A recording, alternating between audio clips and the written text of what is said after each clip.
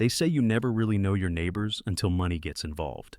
In our cul-de-sac in Plano, Texas, we thought we had won the neighbor lottery. My wife, Denise, baked cookies for every new arrival.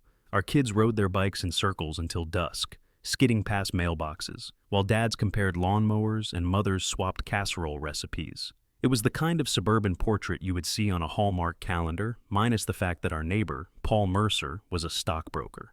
He called himself a steward of family wealth, as though the title had been handed to him by God and not by some online licensing exam. Paul lived 2 houses down, in a freshly painted colonial with fake shutters and a flag that he never let fade. His smile was constant, his polo shirts always tucked in, and his voice had that smooth cadence people pay life coaches for. He would wave every morning, the kind of wave you could not ignore, a mix between friendliness and surveillance, as though he was making sure you noticed his existence. At first, we thought it was harmless. Every neighborhood has that one guy who knows too much about finance. But Paul had a way of making you believe he cared about your dreams. He asked questions no other neighbor bothered to ask. What's your retirement plan? What's your daughter's college fund looking like? Have you considered tax sheltering through municipal bonds? He slipped it into conversation as easily as he passed the barbecue sauce. We had savings, of course. Denise and I both worked steady jobs, me in logistics, her as a nurse. We had scraped together enough to start thinking about early retirement, maybe a lake house one day, maybe freedom from the constant grind. But dreams are fragile things, and when someone like Paul dangles promises of faster returns, you start leaning forward like a plant toward the sun. It began with small talk. Just a little portfolio diversification, he told me one evening, leaning against his grill while the smoke curled around us. Nothing risky. You would be crazy not to let your money work harder for you. He handed me a beer at the same moment, as though hops and foam could seal a contract. By winter, I had written him a check for $50,000. My hands shook while signing it, but Paul's confidence was so thick it was contagious. Neighbors do not let neighbors miss opportunities, he said with a wink. It sounded patriotic, almost noble, like we were joining some suburban resistance movement against mediocrity. And for a while, everything looked golden. Statements arrived in the mail with neat charts showing modest gains. Paul came over with his iPad, tapping through graphs that looked like heartbeats on an EKG.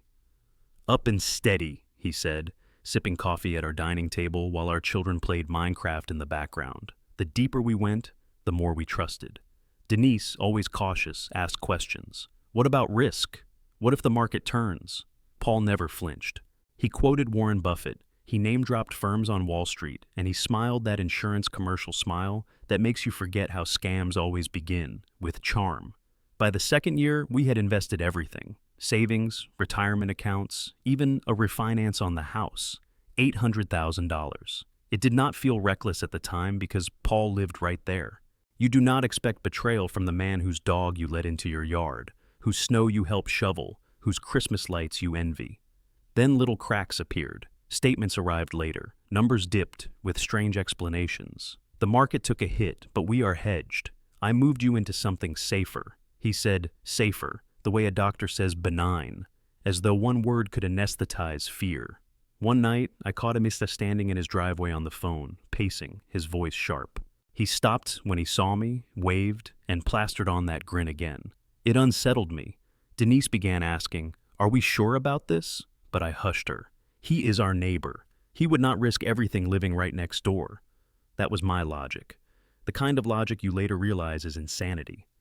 By the time we needed money, real money, for our daughter's tuition, the facade cracked wide open. Paul told us funds were temporarily illiquid, as if liquidity was a faucet you could shut off for convenience. I demanded answers.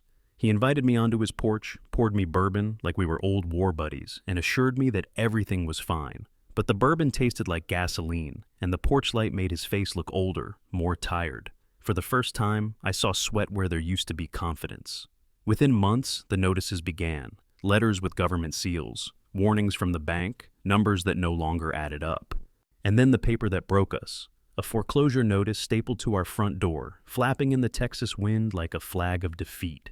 The house we built, the one we painted together, the one where our kids grew taller than the door frames, we were losing it because we had trusted the man who waved every morning, the man who sold us security, our bad neighbor.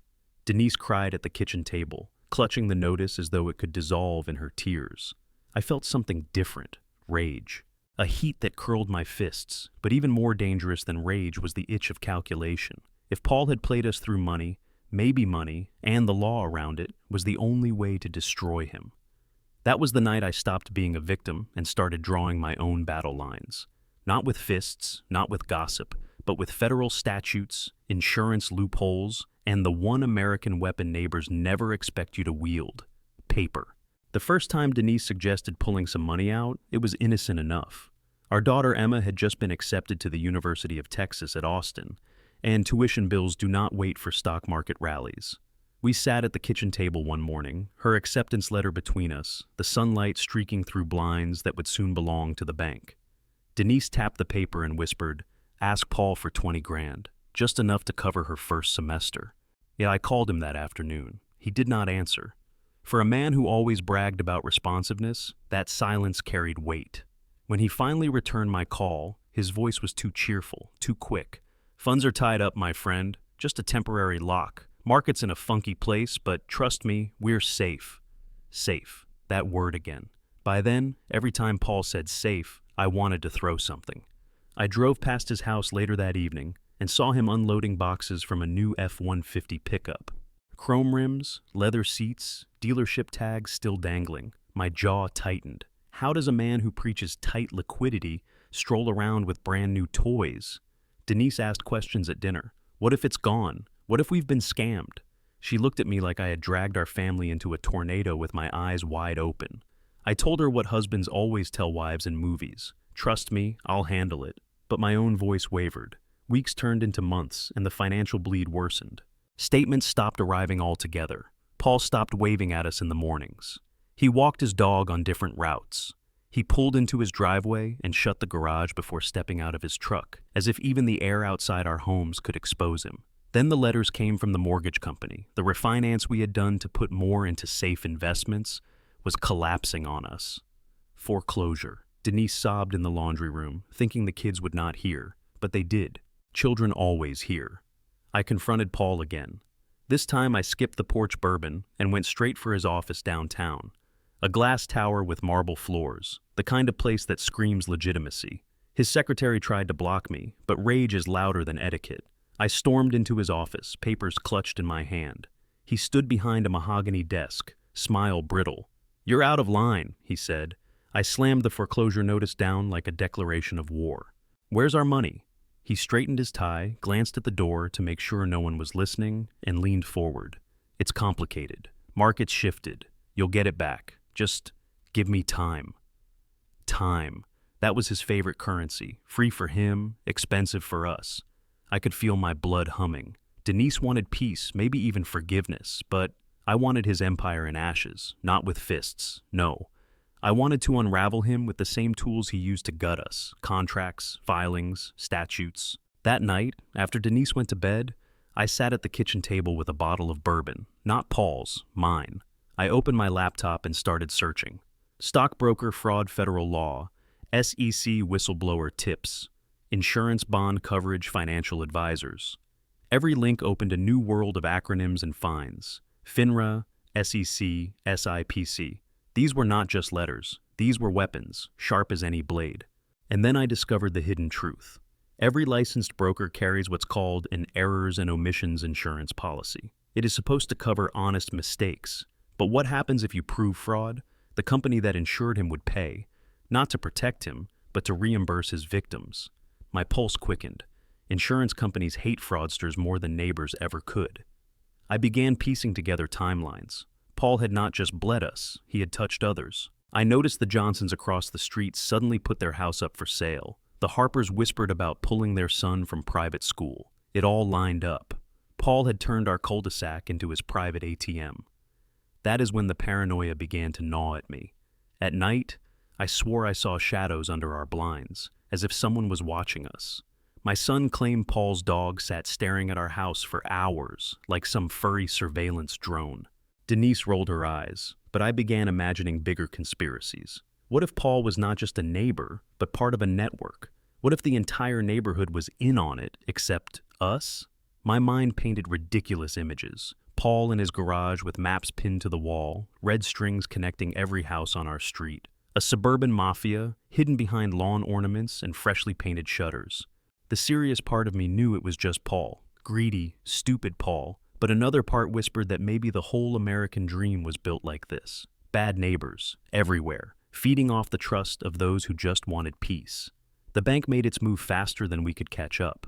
Foreclosure went through. Strangers in suits came to inspect the property. Emma cried when she realized she would have to move out of the only home she had ever known. I wanted to burn something. Instead, I doubled down on research. What I discovered was almost comic in its precision. Federal law requires brokers like Paul to register all client funds. If they commingle accounts, if they misreport holdings, if they siphon funds, they trigger automatic penalties. We were not just victims, we were evidence. I started writing everything down. Dates, times, statements, conversations. Denise teased me, said I looked like a conspiracy theorist, with papers pinned on the walls and yellow highlighter everywhere. But maybe conspiracy theorists are just people who finally see the patterns others ignore. The more I dug, the more powerful I felt. I called the SEC tip line. I filed a complaint with FINRA. I contacted his insurance carrier directly, referencing clauses I had barely understood a week earlier. My language shifted from victim to executioner. Policy violation, civil liability, fraudulent misrepresentation. Words sharp enough to cut through his armor. And then something strange happened. Paul began to sweat. Not just physically, though I did notice the damp spots on his polo shirts when he checked his mail, but socially. He started ducking out of community events. His wife posted vague messages online about difficult times. Rumors spread. Denise told me to stop. You're obsessed. This is consuming you. But obsession is just persistence dressed in anger. I told her, if I do not fight him with paper, we'll always be the fools who lost everything to a neighbor. In my darker nights, paranoia became satire. I pictured Paul sitting at his desk while faceless government agents pounded on his door, waving subpoenas like invitations to hell. I laughed imagining him explaining to an insurance adjuster why his investment strategy included new rims for his truck. I had stumbled into a bizarre truth of American culture. We do not destroy our enemies with pitchforks anymore. We destroy them with paperwork. Fines, audits, federal agents in gray suits. That is how revenge works in suburbia. And so, I sharpened my weapons, not of steel, but of ink and law. Paul had stolen $800,000 and our home, but I was about to show him what it meant to have a bad neighbor who studied the rulebook more carefully than he ever did. The foreclosure was final. Men in khaki pants and clipboards walked through our house as though it already belonged to them. Emma stood in her bedroom doorway, watching strangers measure her walls, and asked me, "Where do we go now?" I had no answer. Denise packed boxes in silence, each cardboard fold sounding like the closing of a coffin. Our American dream had been repossessed, not by Wall Street bankers, but by the man 2 houses down, Jurors. The night we moved out, Paul was in his driveway washing his truck. The water sprayed in arcs under the streetlight, glinting like silver knives. He whistled a tune, Frank Sinatra, of all things, as though our ruin was background music to his joy. I wanted to scream, but I stayed quiet. Because quiet men with notebooks are more dangerous than loud men with fists. In the motel where we spent our first week after eviction, I laid out all my files. Denise hated it. "You're obsessed," she said again. But obsession is the American way of survival. I had charts, bank statements, emails, notes of every conversation with Paul, even photos of his truck with the rims gleaming like trophies. On one page I scribbled, "Insurance carrier, Hartford Mutual, errors and omissions coverage, 2M Jowers." That was my target. It is funny how the mind twists when you live in hotels and watch your children sleep on borrowed sheets. You start seeing patterns where none exist. I began to imagine the entire neighborhood was built as a scam. Maybe Paul had been placed there intentionally, like a government agent in some suburban sting. Maybe the HOA bylaws were coded messages. I laughed at the thought that every American cul-de-sac was a Pentagon experiment. Build families, insert one broker, drain them dry, study how long before they collapse. Paranoid? Of course. But when you lose $800,000 and your home, paranoia becomes your pillow. And yet beneath the paranoia, I uncovered real cracks. One night I logged into the SEC database, a tool I had only discovered by accident. I typed Paul's name. His record glowed on the screen like a mugshot made of numbers, complaints, arbitration cases, disclosures. He had been fined before. Small amounts, covered up with language like failure to supervise or misleading communication. Nothing screamed fraud on its own, but together they were a tapestry of corruption. I printed it all. Denise woke at 2 in the morning to find me feeding the printer like a gambler at a slot machine. "You've lost it," she whispered. I looked at her, eyes red from bourbon and exhaustion, and said, "No, I've finally found it." The next day I called Hartford Mutual. Insurance companies are not friendly when they smell a claim. The woman on the line sounded like she had been trained by interrogators. "Do you have documentation?" she asked. I laughed bitterly. "Lady, I have more documentation than God."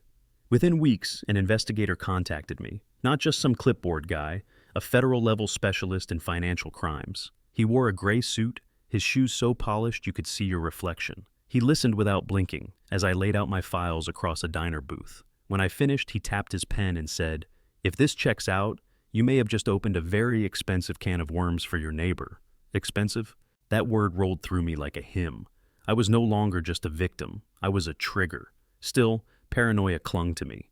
I began seeing unmarked vans near the motel. Denise told me they were delivery trucks. I insisted they were insurance adjusters watching us. My son joked that Paul had bugged the soda machine. Sometimes satire is all that keeps you sane. But then the letters arrived, this time addressed to Paul. Certified mail, thick envelopes. I knew the look of government paper when I saw it. He collected them with a stiff jaw. The man who once whistled Sinatra now glanced over his shoulder like a fugitive. I followed him once. Yes, I admit it. I tailed his truck to an office park outside Dallas. He met with men in suits. They argued in the parking lot. One shoved a paper in his face. Paul's expression was pale, sweat gleaming under the Texas sun. I snapped a photo from my car, my hands shaking not from fear but from glee. Word spread in the cul-de-sac. The Johnsons, the Harpers, even Mrs. Lee across the street started whispering. One by one, neighbors confessed their own investments with Paul, some smaller, some massive. It was not just us. The whole block had been his feeding ground. Bad neighbors indeed. Not just him, but the silence of all of us who trusted too easily. I organized them. We met in secret, in the back room of a Mexican restaurant off Route 75. It felt like a rebellion. Tortilla chips and salsa scattered among stacks of documents. We laughed at the absurdity of it all. Middle-class families turned into financial guerrillas. One man joked, "We're the Suburban Justice League." Another said, "More like the HOA Avengers." For a moment, satire was relief, but beneath the laughter was steel. We signed joint complaints. We pooled resources for legal fees. We became plaintiffs, not pawns. The American legal system may be slow, but when you aim it like a cannon, it can flatten anyone. Paul must have sensed it. His once pristine lawn grew ragged. His Christmas lights stayed boxed. His wife drove the kids to school without waving. The house that once glowed with artificial perfection now looked haunted. I almost pitied him. Almost. And yet, I knew he would fight. Men like Paul never believe they are wrong. They believe the system was built for them. But this time, the system was tilting against him. Insurance claims, federal inquiries, neighbor testimonies. It was a storm he could not charm his way out of. In my dreams, I saw agents raiding his house, pulling out files, confiscating computers. Sometimes the dreams turned comic, agents finding nothing but piles of HOA newsletters, like some absurd suburban espionage archive. Other nights, darker, I imagined him in a cell, still whistling Sinatra to no one. Denise watched me change. "You're not the same," she said softly. She was right. Loss had carved something out of me, but revenge, legal, calculated revenge, was filling it back in. I told her, "We may never get our house back, but I will make sure Paul never sleeps in his again without fear." And as I lay awake in the motel, staring at the ceiling, I realized something profound. The worst part of having a bad neighbor is not losing your money. It is losing the illusion that trust is safe. Once that illusion is gone, you either collapse or you turn it into firepower. The day the letters stopped arriving at our motel was the day I knew Paul's storm had broken. For months I had watched certified envelopes, subpoenas, and demands for arbitration land on his porch like missiles. Then suddenly, silence, not peace, the silence of an enemy already bleeding out. I did not need binoculars to see it. His truck sat unmoved for days. His once perfect lawn sprouted weeds. The man who preached safe investments now looked unsafe in his own skin. Rumors trickled through the cul-de-sac like oil on pavement. His brokerage license suspended, assets frozen, investigators crawling through his accounts. The Johnsons told me in hushed voices that federal agents had been seen at his office downtown. The Harpers said his wife was packing boxes. Mrs. Lee swore she saw men in suits carrying out file boxes at dusk. Maybe they exaggerated, but exaggeration had become our neighborhood currency. Meanwhile, my phone rang with calls I never expected. Hartford Mutual, the insurance company, offered a settlement. To expedite restitution, the adjuster said, her tone clipped and clinical, we are prepared to release a portion of coverage to you and other affected parties. I nearly dropped the phone. It was not the full $800,000 we had lost, but it was something. Enough to claw back tuition for Emma, enough to put a down payment on another house. Denise cried when I told her, not tears of joy, but tears of exhausted relief. We'll never get back what he took, she said. And she was right. But in America, revenge often comes stamped with a check and a case number. And yet, even as restitution began, paranoia still pulsed in me. I imagined Paul sitting in his darkened house, plotting his own countersuit. I pictured him drawing conspiracies on his wall, neighbors connected by red yarn, my name circled in black. Sometimes I laughed at the idea, Paul as a suburban Bond villain, holding HOA bylaws like nuclear codes. Other times, the fear felt real. Bad neighbors never just vanish. They lurk, waiting for your guard to drop. The actual reckoning arrived in a courtroom I never wanted to enter. Federal proceedings are not cinematic. There are no dramatic gavel bangs, just paperwork stacked so high it looks like architecture. Paul sat 3 rows ahead of me, his hair thinner, his suit loose as though even fabric had abandoned him. He did not look at me, not once. The judge's words were dry, but they tasted sweet. Fraudulent misrepresentation, breach of fiduciary duty, order of restitution, civil penalties. Numbers rolled out like artillery fire, fines in the hundreds of thousands, bans from practicing, mandatory reimbursement schedules. By the end, Paul was not just bankrupt. He was exiled from the one world he thought he ruled, finance.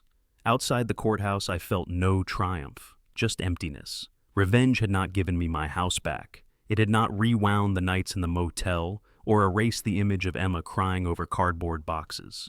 What it gave me was something subtler, stranger, the knowledge that even the slickest predator can drown in paperwork. Denise asked me quietly to let it go. We've got enough to rebuild. Don't live in this forever. She wanted peace. I wanted obliteration. But maybe obliteration had already happened. Paul's reputation was ash. His finances were rubble. His neighbors whispered his name like a ghost story told over backyard fences. That was punishment enough. And yet, the satirical part of my brain kept playing tricks. At night, I imagined Paul starting over in some other suburb, waving at new neighbors, spinning the same lines. I pictured him in witness protection, relocated by the very government that prosecuted him, mowing a new lawn in Idaho. Maybe he would reinvent himself as a consultant, selling dreams again to people who just wanted to trust. The thought was absurd, but absurdity felt safer than believing men like Paul simply disappear. Insurance money trickled in over months. We found a modest ranch house 2 towns over, smaller than what we lost, but ours. Emma started at UT. Our son made new friends. Denise planted flowers again, though this time she did not bother introducing herself to the neighbors. Trust had become a luxury we no longer spent. One evening, months later, I drove back through our old cul-de-sac. Paul's house was dark, shutters hanging crooked, mailbox stuffed with junk mail. A foreclosure sign leaned against the porch, bleached by the Texas sun. I parked for a moment, staring at the hollow shell of the man who once smiled too wide. And then I laughed. Not bitterly, but genuinely, because in America, the suburban dream had eaten him alive. He weaponized trust, but trust is insured. He stole our house, but the bank took his. He gambled with our savings, but the federal government cashed the final check.